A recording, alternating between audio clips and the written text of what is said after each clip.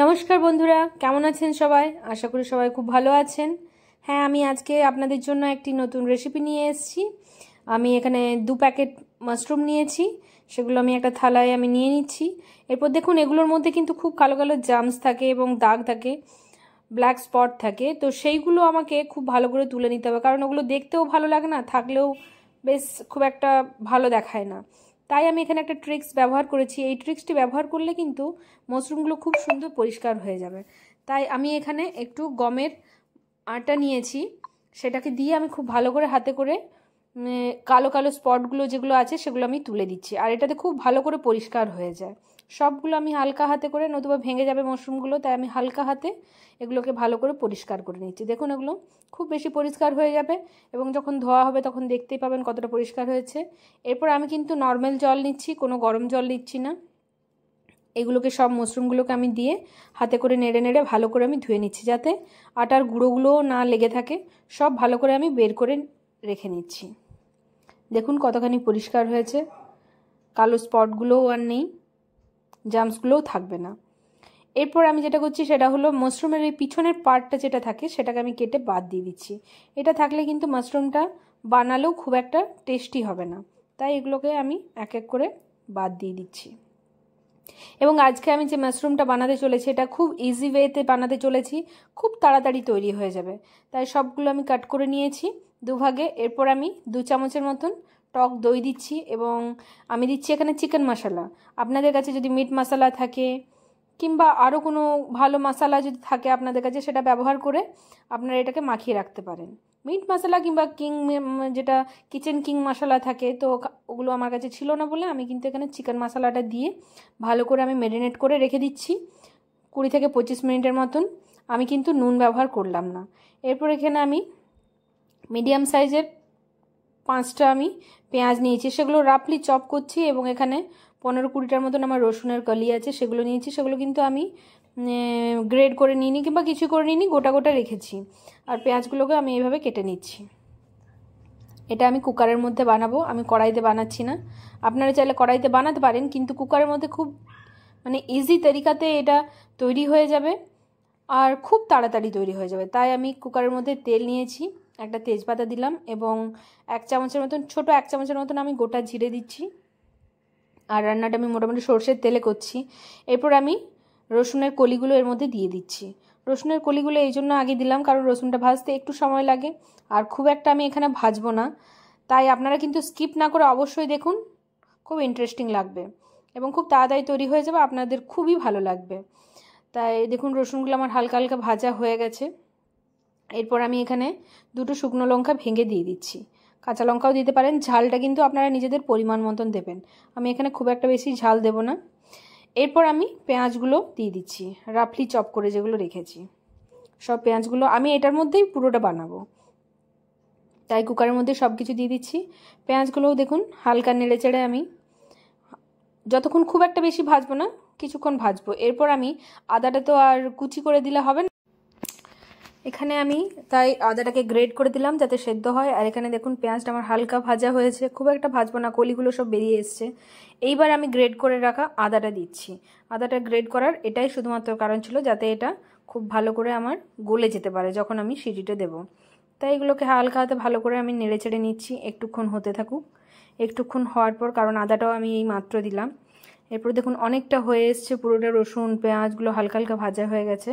এরপর আমি 2টো টমেটোকে, সবগুলো কিন্তু আমি খুব ভালো করে প্রপার চপ করিনি, আমি রাফলি চপ করে আমি সবগুলো ইউজ করছি।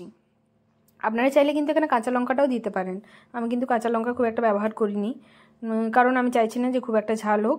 এরপর যেহেতু আমি টমেটোগুলো দিয়েছি তাই আমি এখানে নুনটাও দিলাম পরিমাণ মতন। নুনটা অবশ্যই আপনারা নিজেদের স্বাদ মতন দেবেন। এরপর নুনটা দিয়ে যাতে আমার টমেটোগুলো গলে যেতে ভালো হয় এবং পুরো মশলাটাই। এরপর ওটাকেও আমি ভালো করে একটু ভাজার জন্য সময় দিচ্ছি। তারপর আমি এখানে 1.5 চামচের মতন হলুদ গুঁড়ো দিচ্ছি এবং একটু বেশি করে আমি কাশ্মীরি লঙ্কার গুঁড়ো দিচ্ছি। আমি কিন্তু এখানে ঝাল লঙ্কা গুঁড়ো দিচ্ছি না, আমি কাশ্মীরি লঙ্কা গুঁড়ো দিয়ে এটাকে ভালো করে নেড়ে চেড়ে আর একটু মশলাটাকেও আমি কষিয়ে নিচ্ছি। এখানে আপাতত আমি আর অন্য কোনো মশলা কিন্তু ব্যবহার করছি না। দেখুন এটা একটা ভালো কালার চলে এসছে। এরপর আমি 1 গ্লাসের মতন, ছোটো গ্লাসের, মোটামুটি আমার মশলাটা একটু ডুবো ডুবো হবে, খুব বেশিও দেবো না, খুব কমও দেবো না, কারণ আমার যাতে না মশলাটা নিচে লেগে যায় সেরকম দিতে হবে। আর জল যদি বেশি বেঁচেও থাকে তাও কোনো অসুবিধা হবে না, কারণ পরে সেটার ব্যবস্থা করা যাবে, সেটা আপনারা দেখতে থাকুন, দেখাতে থাকবো। এরপর আমি সিটি দিয়ে দিচ্ছি দুটো সিটি দেওয়ার পর যখন ঠান্ডা হয়ে গেছে কুকারটা আমার, দেখুন মশলাটা আমার এই অবস্থা, একটা সুন্দর কালার এসছে। এবং আমি আপনাদেরকে দেখাচ্ছি যে এটা সিটি দেওয়ার কারণটা কি। পেঁয়াজগুলো তো সেদ্ধ হয়েছে, আপনারা একটা দেখুন যে রসুনের কলিগুলো কতটা নরম হয়ে গেছে এবং কত সুন্দর সেদ্ধ হয়েছে। এরপর তো এটাকে তো এই অবস্থায় রাখা যাবে না, এরপর যেটা হলো সেটা হচ্ছে আমি গ্যাসটাকে জ্বালিয়ে নিচ্ছি আবার। এরপর এর মধ্যে দেখুন এখনও কিন্তু কিছু পরিমাণ জল কিন্তু বাকি আছে, এবং মশলাটা আমার কিন্তু এরপর খুব ভালো করে পেস্ট করে নিতে হবে। এটা কিন্তু আপনি ঠান্ডা করে গ্রাইন্ড না করে আপনারা যদি হাতা কিংবা খুন্তি দিয়ে, হাতা দিয়ে মোটামুটি কি ডাবু দিয়ে যদি এটাকে প্রেস করে করে খুব ভালো করে মশলাটা কষিয়ে নেন, এবং যতটা জল আছে সেটাকে কিন্তু পুরো শুকিয়ে নিতে হবে। মশলাটা আপনার একদম শুকনো শুকনো করে নিতে হবে। তার জন্য আমি এখানে একটু বেশি করে ধনে পাউডার দিচ্ছি, 1.5 চামচের মতন, বড় চামচের। ধনে গুঁড়োটা দিলেও আপনার এখানে জলটা কিছুটা সোপ করে নেবে, তাই ধনে গুঁড়োটা দিয়েও আমি খুব ভালো করে এটাকে কষিয়ে নিচ্ছি। আমি তো হলুদ এবং লঙ্কা গুঁড়ো আগেই দিয়েছি, আপনাদের যদি প্রয়োজন মনে হয় তাহলে অবশ্যই দিতে পারেন। আমি ওটা যতক্ষণ হচ্ছে ততক্ষণ আমি এখানে মাশরুমগুলোর ব্যবস্থা করে নিই। তাই আমি একটা প্যান নিয়েছি এবং কিছুটা বাটার নিয়েছি। বাটারটাতেও হালকা নুন আছে, তাই এখানে এখনও পর্যন্ত আমি কিন্তু নুনের ব্যবহার মাশরুমের মধ্যে করিনি। আর বাটারটা গরম হয়ে যাওয়ার পর আমি এখানে এলাচ এবং একটু জাবিত্রী, লং এবং দারচিনি দিয়ে এটাকে আমি হালকা একটু কালার আসা পর্যন্ত এবং যতক্ষণ না গন্ধ আসছে আমি একটু ভেজে নিচ্ছি। এরপর আমার ম্যারিনেট করে রাখা মাশরুমগুলো দিয়ে আমি এখানে ভালো করে ভেজে নেব। দেখুন মাশরুমটাও কিন্তু ভালো করে আমার শুকনো শুকনো হয়ে গেছে, দই দিয়েছিলাম, মশলা দিয়েছিলাম, কিন্তু মাশরুমটা টেনে নিয়েছে, তাই আমার এটাকে ম্যারিনেট করে রাখা। এতে টেস্ট কিন্তু দুর্দান্ত আসবে। আপনারা অবশ্যই বানিয়ে দেখবেন এবং আমাকে কমেন্টে অবশ্যই জানাবেন যে কেমন লাগছে। এটাকে আমি ভালো করে হাই ফ্লেমের মধ্যে আমি কিন্তু এটাকে ভাজছি, এটা আমি কিন্তু লো ফ্লেমে ভাজছি না, হাই ফ্লেমের মধ্যে আমি এটা ভেজে নিচ্ছি। আর মাশরুমটাতে আমি আগে নুন দিইনি এই কারণে, কারণ মশলাটা দইটা দিয়েছি, তাতে কিন্তু নুন দিলে জল বেরিয়ে যাবে। কারণ যে কোনো মাশরুম কিংবা ছাতু জাতীয় জিনিসে জল দিলে কিন্তু সেটা খুব, নুন দিলে কিন্তু সেটাতে জল কাটে। দেখুন এখানে আমি একটু নুন ব্যবহার করেছি এরপর, আর বাটারেও অবশ্যই নুন থাকে।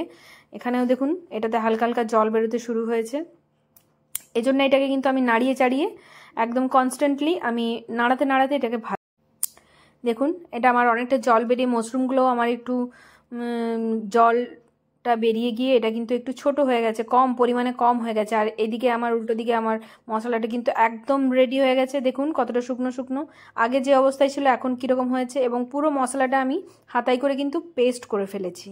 এরপর আমি আমার মাশরুমগুলো দিয়ে দিচ্ছি। এখানে আরেকটা কথা, আপনারা কিন্তু মাশরুমগুলো আপনারা কিন্তু স্ন্যাক্স হিসাবেও শুধু খেতে পারেন, সেটাতেও কিন্তু খুবই সুন্দর খেতে লাগবে।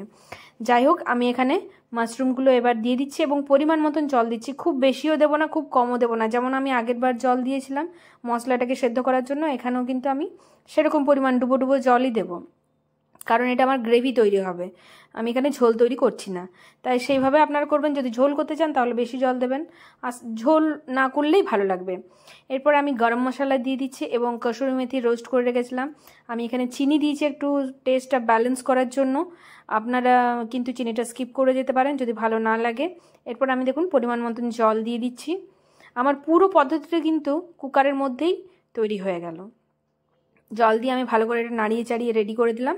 এবারও আমি কিন্তু এটাকে 2টো সিটি দিয়ে দেব মিডিয়াম ফ্লেমের মধ্যে। ফাইনালি দেখুন আমার মাশরুম মশলা একদম তৈরি, গ্রেভি গ্রেভি। কালারটা দেখুন, অপূর্ব সুন্দর একটা গন্ধ আসছে, বাটারের গন্ধ আসছে, এখানে দারচিনি মাশরুমের গন্ধ আসছে, অপূর্ব দুর্দান্ত। আপনারা না বানালে বুঝতেই পারবেন যে এটা কত সুন্দর একটা রেসিপি। আর আমার এই ভিডিওটি ভালো লেগে থাকলে, রেসিপিটি ভালো লেগে থাকলে আপনারা লাইক, শেয়ার এবং কমেন্ট করবেন, খুব বেশি করে শেয়ার করবেন যাতে আরও অন্য কেউ উপকৃত হয়। আর ওপর থেকে আমি এখানে একটু ধনেপাতা ছড়িয়ে দিলাম গার্নিশের জন্য। এরপর এটা আপনারা ভাত, রুটি, পরোটা দুর্দান্ত লাগবে যে কোনো কিছুর সাথে, তাই আপনারা এটাকে এনজয় করুন গরম গরম। Thank you.